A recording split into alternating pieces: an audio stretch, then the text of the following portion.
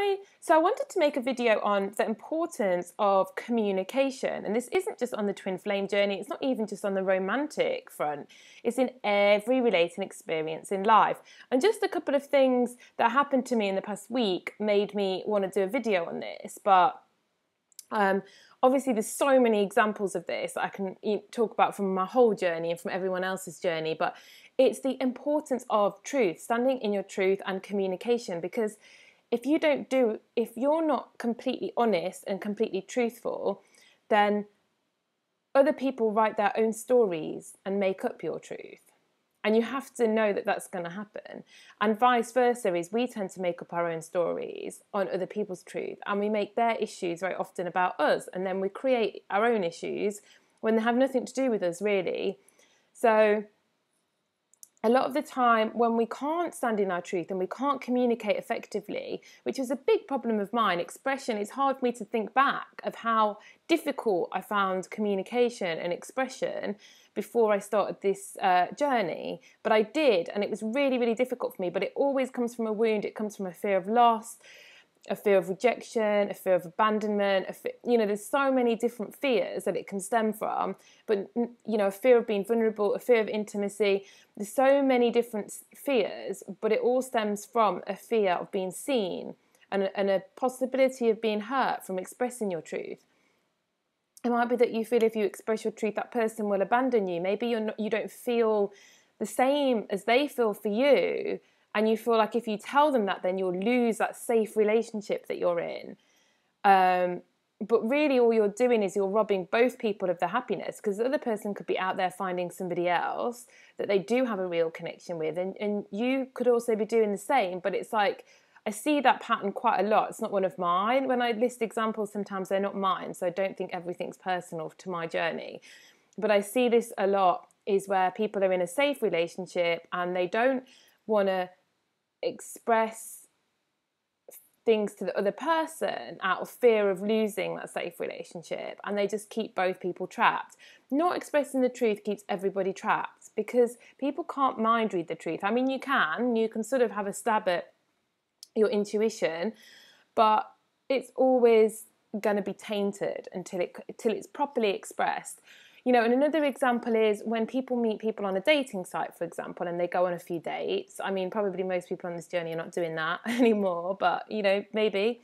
But you maybe go on a few dates and one person perhaps feels a connection more than the other person, or for whatever reason, the other person doesn't want to pursue things and they just drop off the radar. I've seen this so many times happening from both sides, actually. And then the other person goes crazy and starts sending all these messages, trying to work out what's going on. And then, the other person will be like, oh my God, I can't believe it. I've got this crazy stalker situation. But really, it was just the lack of them telling the truth, because there are situations where maybe there are people that would chase anyway. But I'd say 8 times out of 10, if the person who didn't want to proceed with the dating experience, which is just send a truthful message to the other person and say they didn't feel enough of a connection, or they're just not in a space right now where they can XYZ, and it was the legitimate truth and the other person could feel it was the truth, they would probably be okay with that and move forwards. But when there's a lack of truth and the other person sits up and makes all these stories in their head, like maybe they've lost their phone, maybe they don't think I like them, maybe this, and before they know it, they've got this whole scenario built out in their head based around their own issues, and that's why they chase. Plus, it might be a soul agreement where they genuinely do feel a really strong connection to this other person, yet the other person doesn't. And, there are soul agreements like that for growth purposes. So just being truthful and being honest always saves everybody a lot of mental anguish, and people are just so afraid of being honest and being truthful and looking vulnerable. Like, how many times do people sort of flake out of a meeting on this soul connection journey and then just disappear off the radar completely, rather than just say, oh, actually I was a bit scared, because they'll think the other person thinks less of them, but actually they think a hell of a lot more of them, that they express the truth, than that they just vanished, And this is a pattern that goes on and on. It's about, you can't get into a union or move and progress with this until you can be completely in your truth. And if you're getting people that are not like that, then investigate yourself, and where are you not completely standing in your own truth? Where are you not fully communicating your truth? Where do you feel afraid of communicating your truth? Because try to look at that so you can see the mirror if this is happening to you, this cycle. And if you're the one doing it, then just, you have to overcome and understand that the lack of coming from your truth is from your wounding and from your fears. And really they're all invalid, because if you fear losing, then it wasn't yours to have anyway.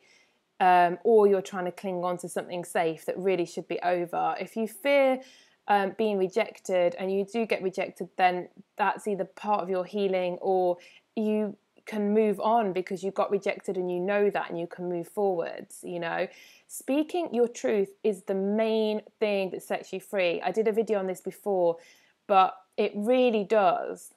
And if you're not fully doing it in every area of your life, expect that maybe people won't be doing it to you. And it's also in the same vein, while I'm talking about speaking your truth, it's about not guessing other people's truths. Because a lot of the problems that happen on this journey is somebody does something out of their own fear. They don't communicate it properly and honestly and truthfully. And then the other person makes their own story up based on their wounds and their issues. They react accordingly and do whatever, sort of, they build the whole story around why this other person is behaving in the way that they are. They make it about themselves, then they react, and then they sort of create havoc. And then the other person is like, whoa, they're crazy, you know, like, I'm going to keep away. Or they're chasing and all these kind of things. And really, it's just a lack of communication, because if one person said, listen, I'm a bit scared actually, or I need some space, I'm going to go away for a week, or actually I don't feel good enough about this because of X, Y, and Z, or actually I just don't feel enough, then the other person has their answer, and they can then say, oh, actually I know the truth now, so I can now go away and work on that myself, and I can either just leave that person be for a bit, or I can realise that it's not the person for me and I can move on. Or, you know, these are all different possible scenarios that I've seen and witnessed, and it's just so refreshing once you can start getting into open communicating experiences. And that's in everything in life, even with your job, even in work, even with clients, even with friends, because otherwise everybody just doesn't have a clue what's going on, so they create their own perception of the situation, react. And this is why we end up with crazy dynamics. As soon as you start communicating and being completely truthful, all these crazy dynamics will stop. And I mean, you can only lead by example. You can't force somebody else to speak their truth, but you can at least lead by example, and you will start to find that bit by bit, the people that come into your relating experience are going to be people that mirror that truth as well. So you can only start with yourself. I mean, well, you can only start, end, and everything with yourself. But if these are situations that you're seeing happen, try and look at yourself about where sometimes you avoid being totally truthful and totally honest for a fear of being vulnerable and potentially being hurt. Because honestly, this is literally, to me, number one in this journey is learning to be completely transparent and authentic.